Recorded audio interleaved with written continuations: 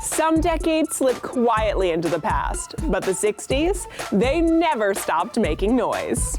This was an era that gave birth to icons, unleashed unforgettable styles, and set the world's soundtrack to full blast. More than just music, it was a rebellion, wrapped in rhythm and swagger. So let's crank the volume and dive into a decade that defined cool.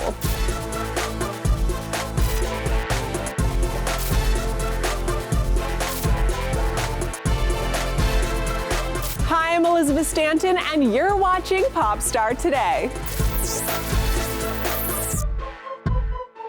In this episode, we're building a cinematic mixtape that proves 60s music was about more than just catchy hits.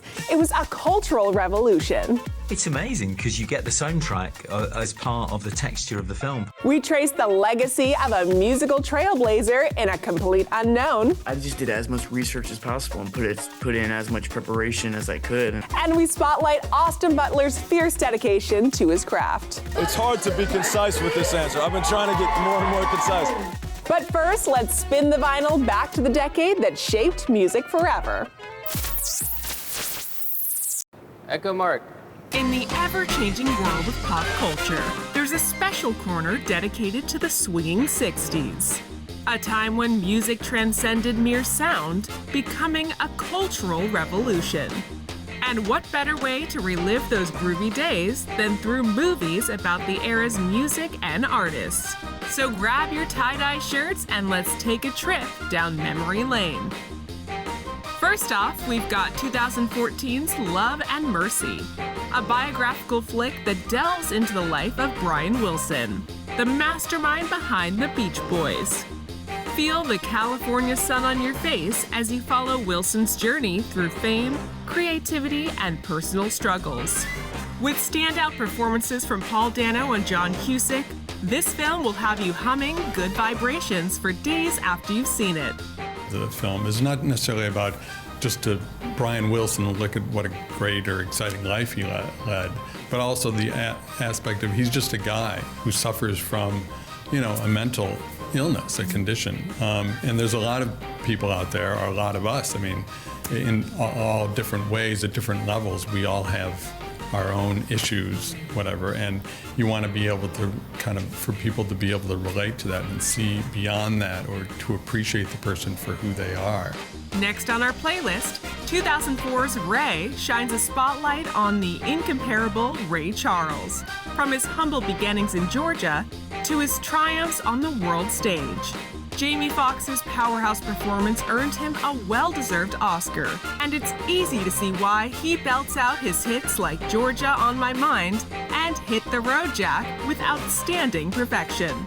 For this man to do what he did in the 30s and the 40s, a black man coming from the South, come through and have his music embraced by everybody in the world, to have such a rich soul and to have such an interesting life, it's just a beautiful thing to be able to tell it and to have people embrace it. Or how about the Fab Four? Yesterday, released in 2019, takes us on a magical mystery tour to a world where the Beatles never existed, except in the memory of one struggling musician. It's a charming rom-com with a killer soundtrack that'll have you singing along to timeless tunes like Hey Jude and Let It Be. I said something wrong, now I long for yesterday. It's amazing because you get the soundtrack as part of the texture of the film, part of the story of the film. That's extraordinary. And what was amazing about the songs is the variety, and also the fact that, and especially in the way Himesh plays them, they don't feel dated. That was one of the slight worries I had, is would it feel dated? But the songs feel fresh, and they're 50 years old, some of them. And let's not forget about the one and only Queen of Soul, Aretha Franklin, who got her moment in the spotlight in 2021's Respect.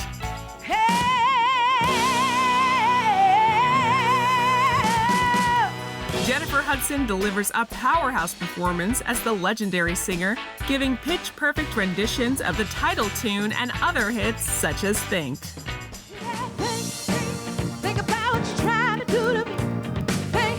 Just allow her influence that she's always had on me to come through and tell the story from the most honest, careful, vulnerable place I possibly could. and just also her contribution to me musically, you know, allowing that to come through as well, because she's blessed so many of us through her music, and I think all of us have been influenced with her musically as far as musicians go, you know what I mean? So paying homage to that. If you're in the mood for a feel-good 60s musical, look no further than the 2007 modern classic Hairspray. A high-energy romp through the era with a soundtrack to match. Join Tracy Turnblad and her friends as they dance their way through issues of race, body image, and acceptance, all set to catchy tunes like You Can't Stop the Beat and Good Morning Baltimore. 'Cause you can't stop the motion of the ocean or the rain from above. You can try to stop the paradise. So there you have it, a playlist of movies that capture the spirit and the sound of the swinging 60s. Whether you're a fan of rock, soul, punk, or musical theater, there's something here to get your toes tapping and provide an almost unstoppable urge to start singing. So grab your popcorn, kick back, and let the music transport you back in time.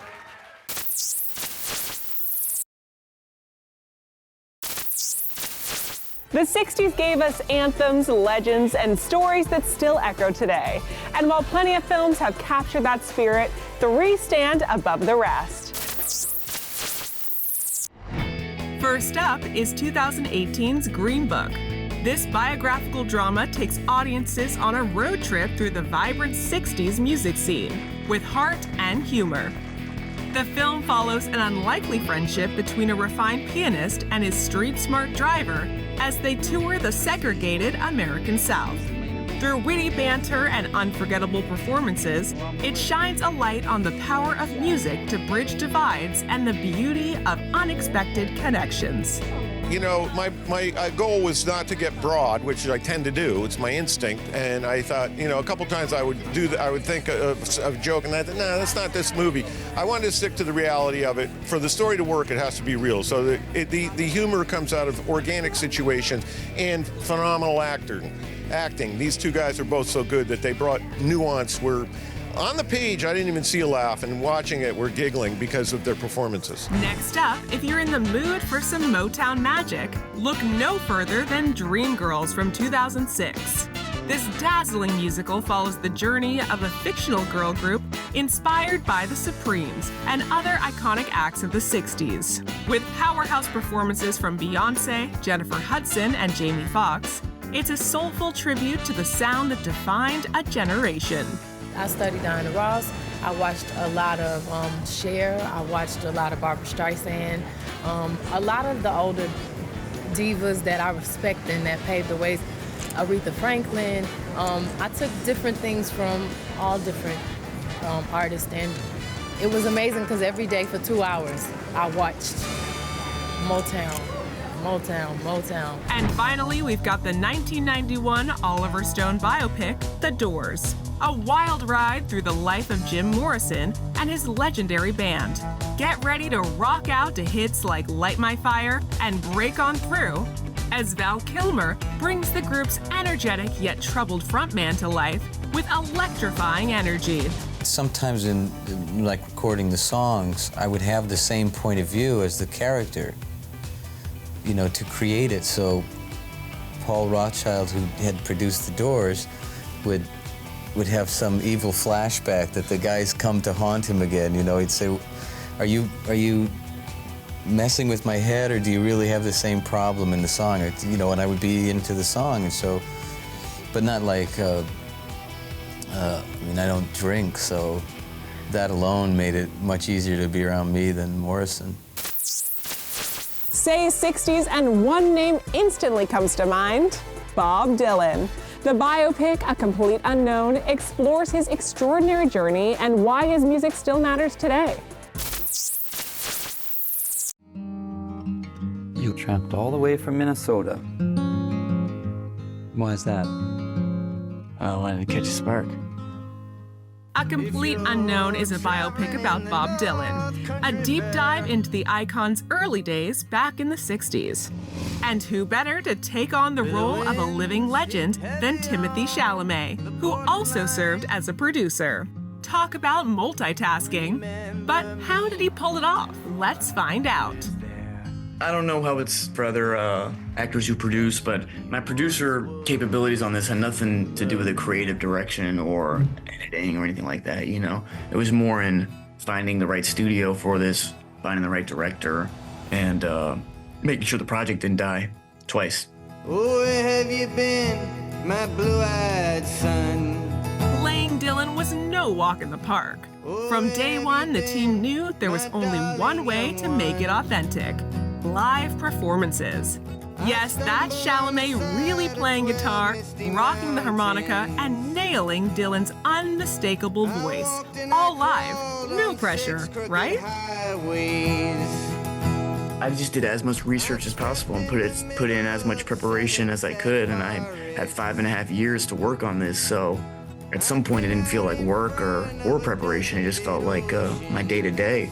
So by the time we got going, it felt like a relief, you know, to get it off my plate in a sense. And let's be real, he nailed it. It seems like he went full Daniel Day-Lewis on this one. I think everyone's process is different, you know.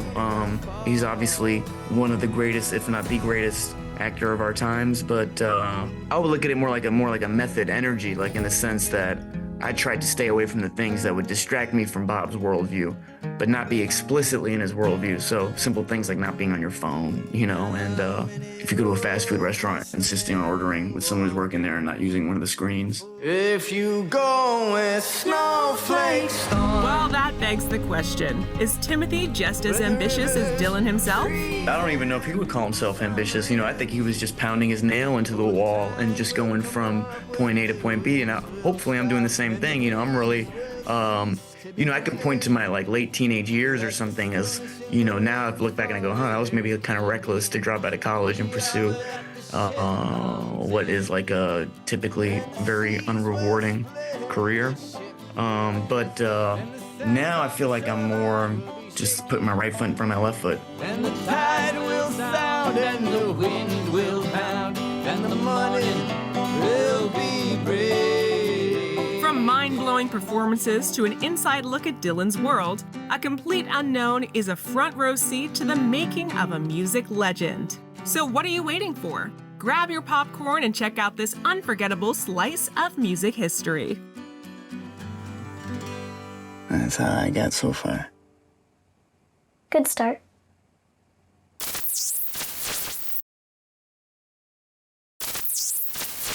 Austin Butler has proven he's more than just a rising star. He's a true chameleon. Let's take a closer look at how Butler continues to redefine what it means to be a modern movie star. Whether you know him from Nickelodeon, the Disney Channel, the Shannara Chronicles, or the biopic hit Elvis, Austin Butler is a force to be reckoned with. Let's take an in-depth dive into his life. I've come to the point where I just go, I'm just so grateful to be in the position that I'm in, that I love what I do so much that if I can just live with that inside, then I'm fine. Austin Robert Butler was born in Anaheim, California, and while he loved movies and music from a young age, he never really thought of showbiz as a career. Then at the age of 13, the future star was approached at a county fair by a representative from a background acting management company who helped him get started in the entertainment industry. He quickly realized he liked it and began taking acting classes, as well as teaching himself to play guitar and piano. During his teens, Austin made a lot of guest appearances on various Nickelodeon and Disney Channel shows like Hannah Montana, iCarly, Wizards of Waverly Place, and Zoe 101.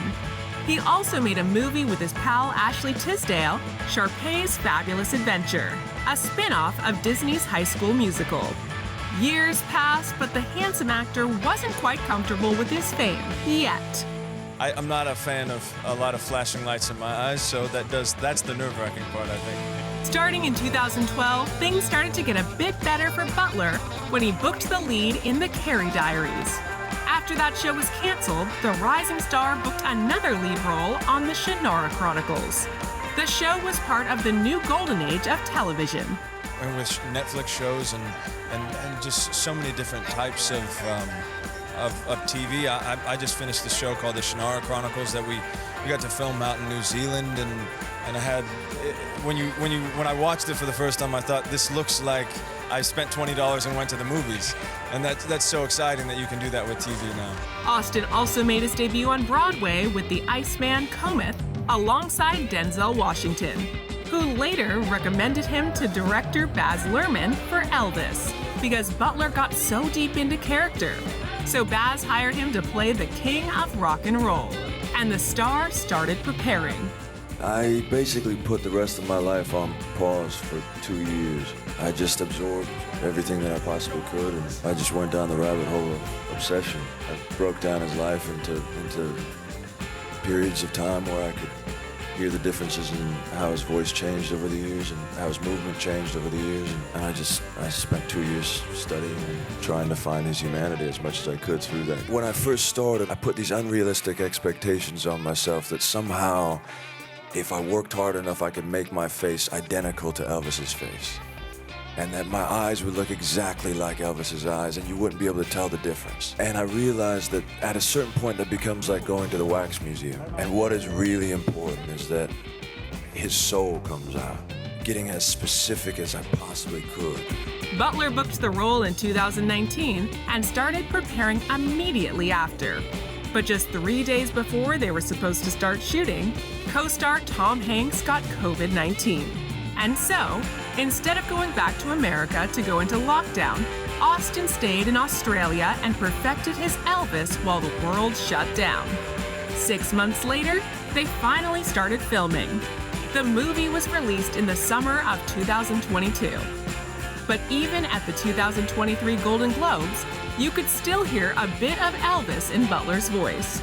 I don't think I sound like him still, but I guess I must because I hear it a lot. You know, I often liken it to when somebody lives in another country for a long time, and I had 3 years where that was my only focus in life, so I'm sure that there's just pieces of my DNA that will always be linked in that way. Elvis is one of the steps in what's sure to be a wonderful career for Austin, and we see a bright future ahead for him.